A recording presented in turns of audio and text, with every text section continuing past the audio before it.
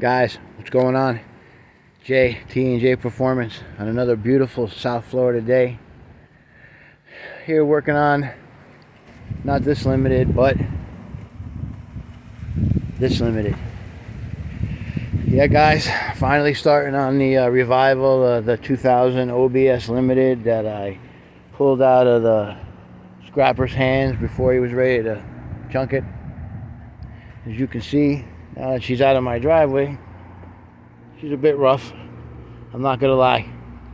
She got some wear to her. But now I can actually show you the inside and you can see how ratty it is. I mean, dude, I want to say it was either sunk or left with the windows down for a long time. Now when I got it, all the windows were up and they are power, so I don't know, but you can see the dash is totally destroyed. I changed the lens on the odometer since the last video. 198,083 miles. I did get it to run, and it actually ran really good on starting fluid. I had my nephew in there turn the key, and I got it to bark off. Now it's kind of cobbled together, guys. I'm not gonna lie. I didn't want to put a lot of money into this truck until I knew the motor was good and the tranny was good, and I'm gonna get to that in a little bit. Right now, this column is out of a 96 GMC 2500 short bed truck.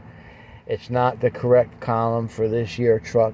This truck needs a 98, 99, 2000 column because of the, and you won't see it on this column, but you'll see the green and brown wire right there. That's part of your vats, but also normally there would be 3 wires coming into the top of the steering column cylinder right here, the lock cylinder, which is the resistance reader for the VATS module.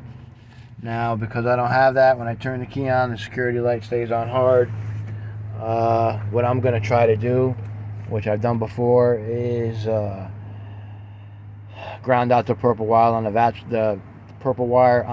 module while I'm cranking it, and see if I can fool the anti-theft. If not, I'll try the resistor trick. Either way, I should be able to get it to fire. As long as I don't take the battery out, the ground trick works pretty good. But as soon as you take the battery out, you have to do it again and relearn it. Like I said, it did fire up and bark off. It's rough though, guys. I'm not gonna lie, man. I mean, she's pretty bad. She's loaded up with OBS interior parts from other trucks that I got. So when I buy a truck and I need parts, I got them. They're getting hard to get, guys. You know what I mean? Especially stuff like this. You know, that's the top piece that goes above on a regular cab short bed with the dome light in it. I mean, these are the B pillars that are mint. I mean, they're getting hard to find, guys. So, story behind this truck real quick. Apparently it sat for 8 years. It was traded in at the dealership. It was bought at an auction. Whoever bought it at the auction never came and picked it up. So it sat at a Chevrolet dealership for years. Until the guy down in Hollywood, the junk man, got it. He listed it up for a parts truck on Craigslist.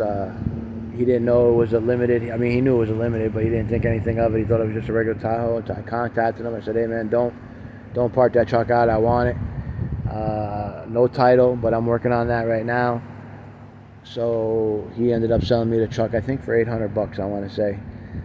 But I found out today the reason why it was parked, guys. And this is why. And I hope you can hear this.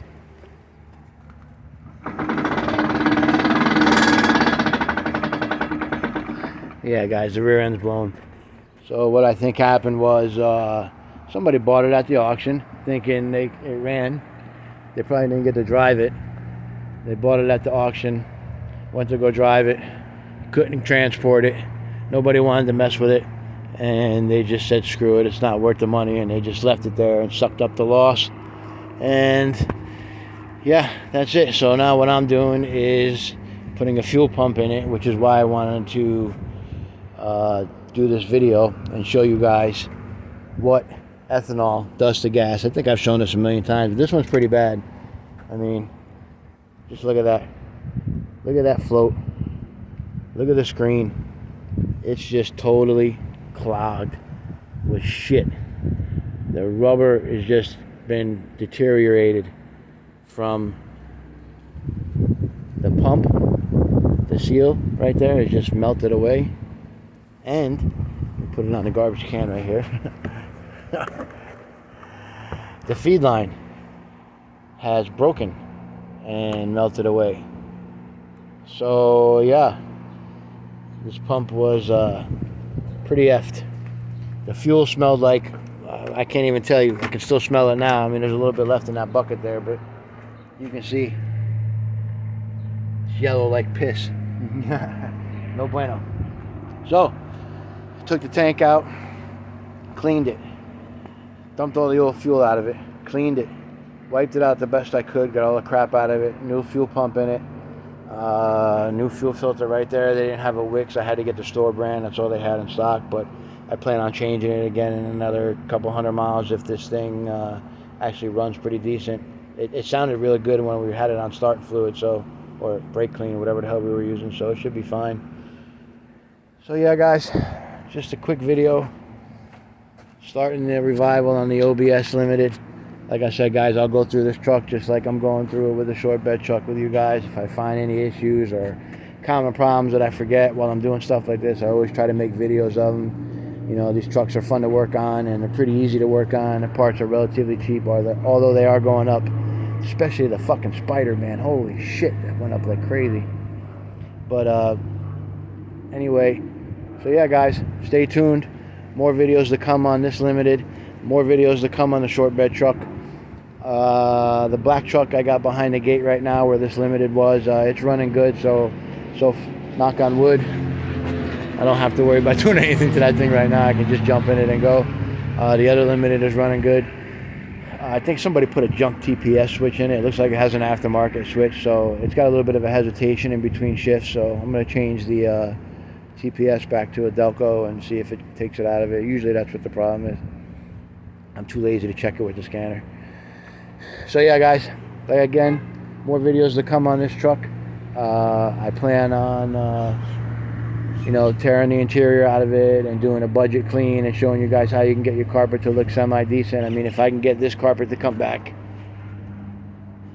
any color besides green, I'll be shocked. I haven't done one this bad, guys. I'm going to tell you, this carpet is bad. This interior is pretty nasty. I mean, there's mold growing everywhere.